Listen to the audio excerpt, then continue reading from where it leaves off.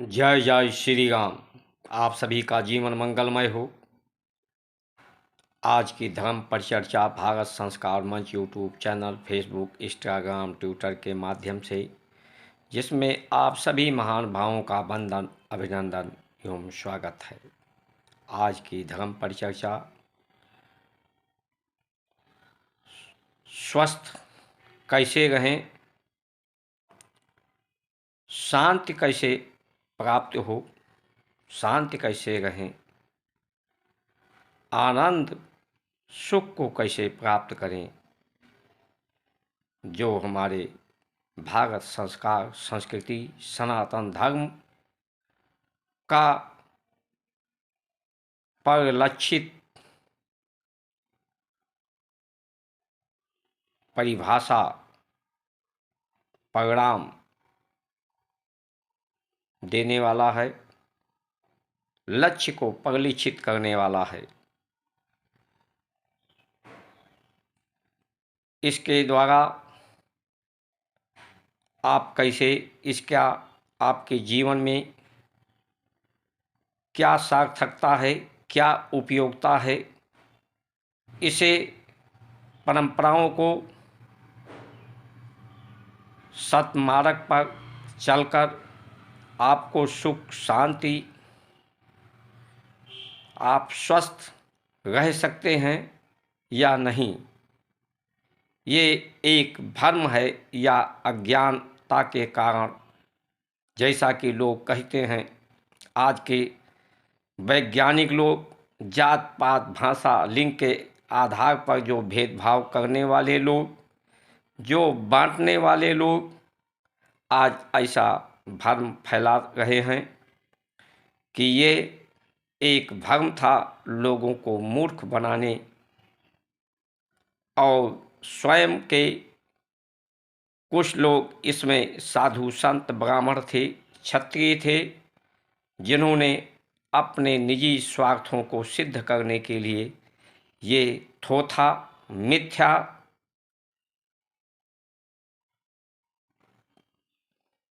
इसका प्रचार प्रसार किया, लोगों को भ्रमित करके लोगों के अधिकारों को हनन किया। ऐसा आरोप ये जो भ्रमित करने वाले लोग हैं, जो अपने निजी स्वार्थों को सिद्ध करने के लिए जात पात भाषा लिंग के आधार पर बांटने का कार्य करने वाले लोग हैं, जो किसी के अंदर हीन भावना भरते हैं, किसी को असुरक्षित होने की भावना भरते हैं, किसी को दीनहीन दुर्बल होने की उसे आभास कराते हैं, ऐसे लोगों का मानना है। तो आइए आज की धर्म परिचर्चा में परंपराओं, संस्कार, संस्कृति की आपके जीवन में इसका क्या प्रभाव है, इस पर जरा चिंतन मनन हम सब मिलकर करें। इस वीडियो को आप सभी महान भाव पूरा देखें। देखकर सब्सक्राइब, लाइक, शेयर, फॉलो इसलिए करें कि ये सनातन धर्म की परंपराओं का आज से ही नहीं, हजारों साल से पतन होता आ रहा है। ये है तो, लेकिन इसे लोग महत्व को कम करते जा रहे हैं, इसकी उपयोगिता सार्थकता को महत्वहीन करते जा रहे हैं, जिससे बीमारी, भ्रष्टाचार, बेरोजगारी, प्रकृति में प्रदूषण बढ़ता जा रहा है, जो मनुष्य के सृष्टि के जनजीवन के लिए बहुत बड़ा खतरा उत्पन्न होता जा रहा है। इसलिए सभी का अस्तित्व बना रहे, सभी स्वस्थ रहें, शांति रहें, समृद्धिशाली रहें। आपके थोड़े से प्रयास, थोड़ी सी समयदान देने से ये संभव हो सकता है। आपके ऐसे सत्कर्म करने से परमात्मा प्रसन्न होंगे और उनकी कृपा आप सभी को प्राप्त होगी। सबसे पहले व्यक्ति आहार लेता है, आहार से ही रस भी बनते हैं, विचार भी बनते हैं, बीज भी बनते हैं, व्यवहार भी बनते हैं, कर्म भी बनते हैं। और इसे ये क्यों हम आहार लेते हैं, आहार लेने की अवस्था कब होती है, आहार भूख हमें क्यों लगती है? भूख हमें ये जब प्राण शरीर में प्राण की गति होती है, प्राण की गति से शरीर में अग्नि पैदा होती है। अग्नि ही चेतना का माध्यम है, संचार का माध्यम है, अनुभव करने का माध्यम है। लेकिन ये अग्नि जब जठराग्नि में पैदा होती है तो ये अशांति पैदा करती है, बढ़ जाती है ये अग्नि तो अशांति पैदा करती है। अशांति भी आपके अंदर है, उस अशांति को हम आहार लेकर के उस अग्नि को शांति करते हैं। शांति करना और एक समन करना दोनों अलग अलग व्यवस्थाएं हैं। इसीलिए ऋषियों ने हमारे कहा है कि सात्विक आहार, आहार उसे शांत करने का माध्यम, जैसे गौरस जो होता था उसमें एक तो रस बनाया रस है, पचाया सुपाच्य रस है, और उसमें जल की भी मात्रा है जो इस अग्नि को बुझाता भी है, शांत भी करता है, लेकिन समन नहीं करता।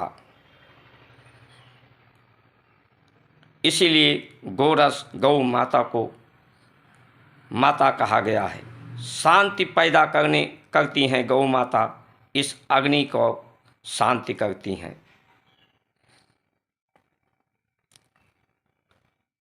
शांति, पृथ्वी शांति, रापा शांति, वनस्पतया शांति, औषधया शांति, अंतरिक्ष गम शांति।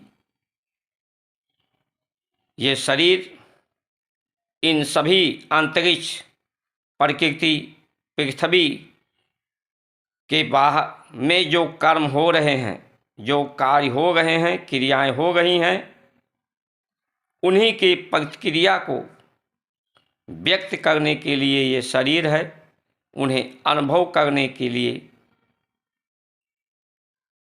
ही ये शरीर है, उन्हीं का अंश है।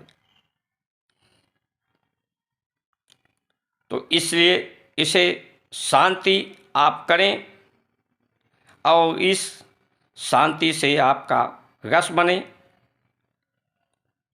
जो सरलता से बन जाए।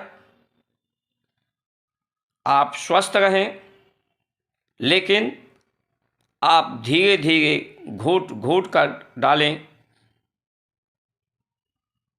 पानी को या द्रव्य को, खाएं नहीं।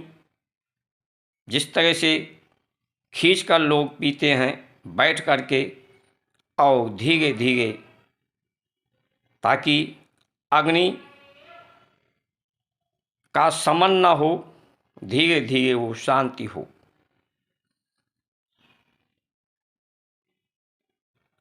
अंदर जब आपके अंदर शांति होगी तो आपका चित्त, मन, बुद्धि में भी शांति होगी, पवित्रता होगी। पवित्र आहार से, सुपाच्य आहार से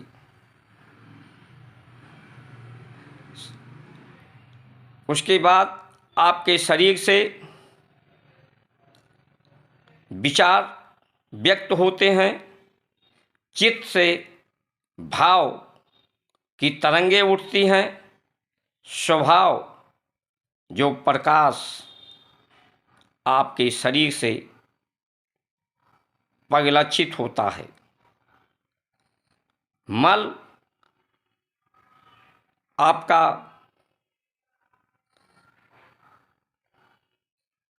मूत्राशय से और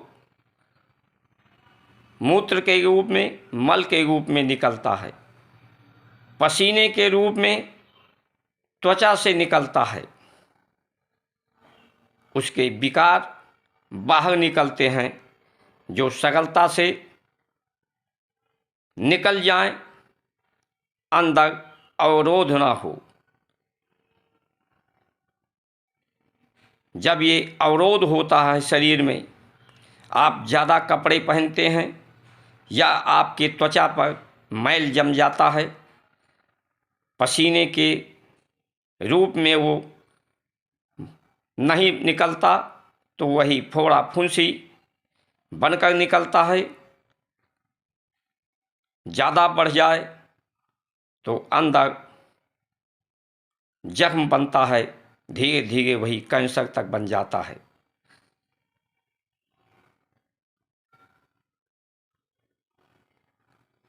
शरीर के द्वारा जो गति, शरीर जब आप आराम करते हैं, सोते हैं, तब भी शरीर में गति होती है। शरीर की अवस्था इंद्रियों के द्वारा गति होती है, मन के द्वारा गति होती है। शरीर आपका ना रहेगा तब भी गति रहेगी। शरीर के बाहर भी गति है, अंदर भी गति है। सिर्फ गति अगर इसे हम सदुपयोग करें, पवित्र आहार, पवित्र व्यवहार, पवित्र कर्म, जिससे जीवन सार्थक हो,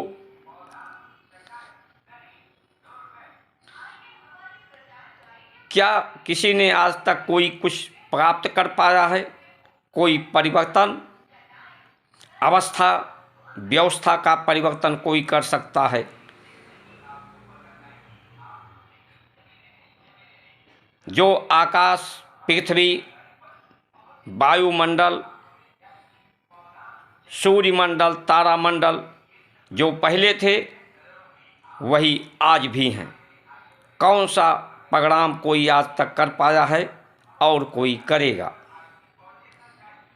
क्या यहाँ पाना है, क्या खोना है? परिस्थितियों का परिवर्तन हुआ है। कभी वनों की संख्या ज़्यादा थी, जीव जंतुओं की संख्या कम थी। वनों की संख्या ज़्यादा थी तो प्रकृति सुंदर था, सुगंधित था, पवित्र था। मानव की संख्या बढ़ी, वनों की संख्या कम हुई और मनुष्य की संख्या इसलिए बढ़ी कामनाओं, वासनाओं के कारण, कुछ प्राप्त करने के कारण कि हमें कुछ प्राप्त करना है। लेकिन आप सोचें कि आज तक किसने क्या प्राप्त किया है, तो आज तक कभी नहीं प्राप्त हुआ तो अभी भी नहीं होगा, भविष्य में नहीं होगा।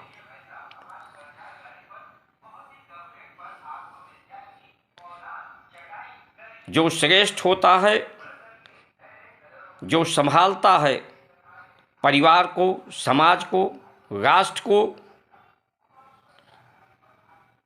वो व्यवस्था पवित्रता का देता है। पवित्र विचार, सद्व्यवहार, सद आहार, उसे सुख शांति के अनुभव के लिए कि जिसे उसे सुख हो, शांति हो, शरीर भी सुंदर रहे, प्रकृति भी सुंदर रहे। प्रकृति सुंदर रहेगी तो सब सुंदर रहेगा। आज प्रकृति को सुंदर करने के लिए किस दिशा में, मनुष्य के चित्त व्यक्तियों को सुंदर करने के लिए किस दिशा में हम आगे बढ़ रहे हैं। हम श्रेष्ठ को, राम को या कृष्ण को या भोलेनाथ की बात करें, क्यों उन्हें हम धारण करते हैं, उन्हें स्वीकार करते हैं, उनका चिंतन मनन करते हैं कि उनका जो चित्र है वो अपने चित्त में धारण करें, तो जिससे हमारा भी चरित्र उनके जैसा हो जाए। हमारा भी जब चिंतन उनके जैसे हो जाएगा तो ये चित्त मन बुद्धि उन्हीं के जैसा हो जाएगा, उन्हीं के जैसे हमारे कर्म भी हो जाएंगे। उन्होंने जो श्रेष्ठ कार्य किए हैं, हमारे लोगों के द्वारा भी वो श्रेष्ठ कार्य होगा। यही अपने श्रेष्ठों का नमन बंदन, गुरु का, माता का, पिता का, धरती माता का, प्रकृति का, सभी को हमारे ऋषियों ने आदर सत्कार, सेवा, प्रेम, सौहार्द की बात कही है, इसको समायोजित किया है। आज हमारी सरकारें, जिनको लोग चुनते हैं सुख के लिए, शांति के लिए, सौहार्द के लिए, वो जात पात, भाषा, लिंग के नाम पर जहर घोलना चाहती हैं, असत्य को ही परिभाषित करती हैं। गांव गांव शराब के ठेके लाइसेंस दे दिए हैं और उस पर लिख दिया है वैज्ञानिक कि इसे पीना स्वास्थ्य के लिए हानिकारक है। अरे भाई, जब हानिकारक है और हानि से बचाने के लिए तुमको जनता ने चुना है, तो उसका लाइसेंस क्यों बांट रहे हो?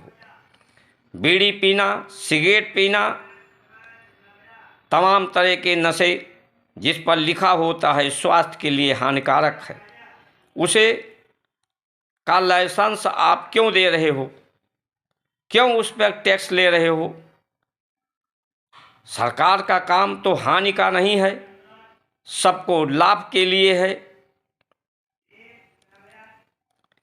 सौंदर्य प्रसाधन जो बाजार में बिक रहे हैं, वो कुछ देर के लिए भले व्यक्ति को सुंदरता का अनुभव करें, लेकिन वो स्वास्थ्य के लिए, त्वचाओं के लिए हानि पहुंचाने वाले हैं, लेकिन वो बिक रहे हैं टैक्स के लिए।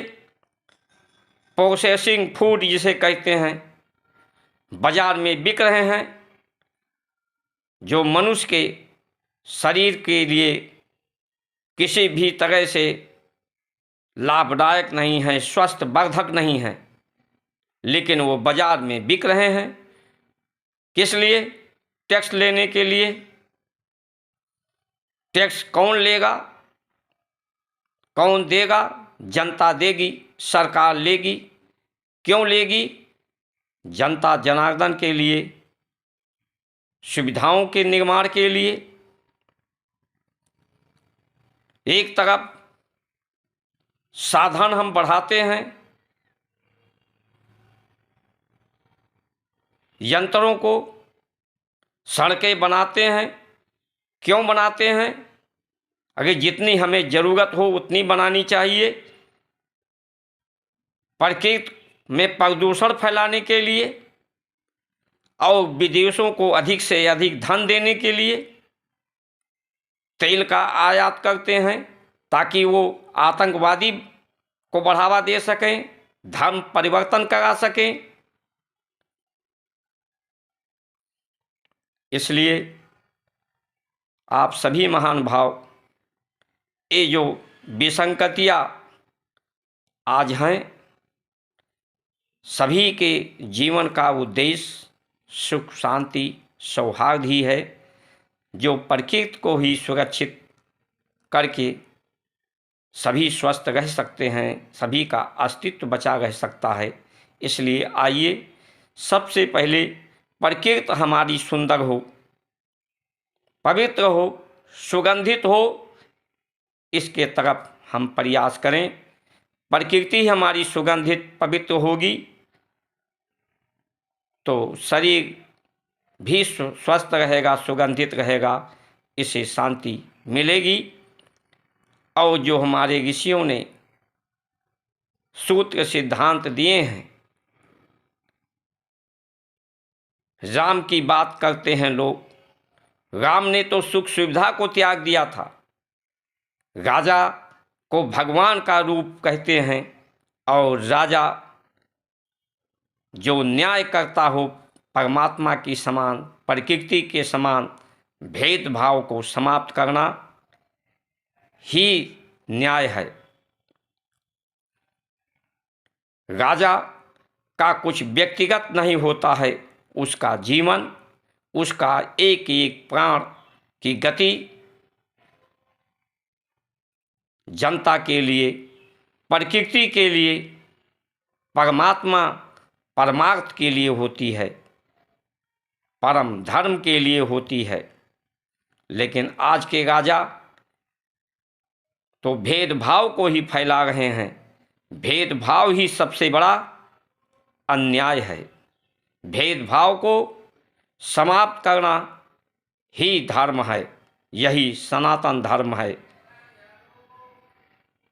इन्हीं वचनों के साथ आप सभी का सुमंगल कामना करते हुए जय जय श्री राम।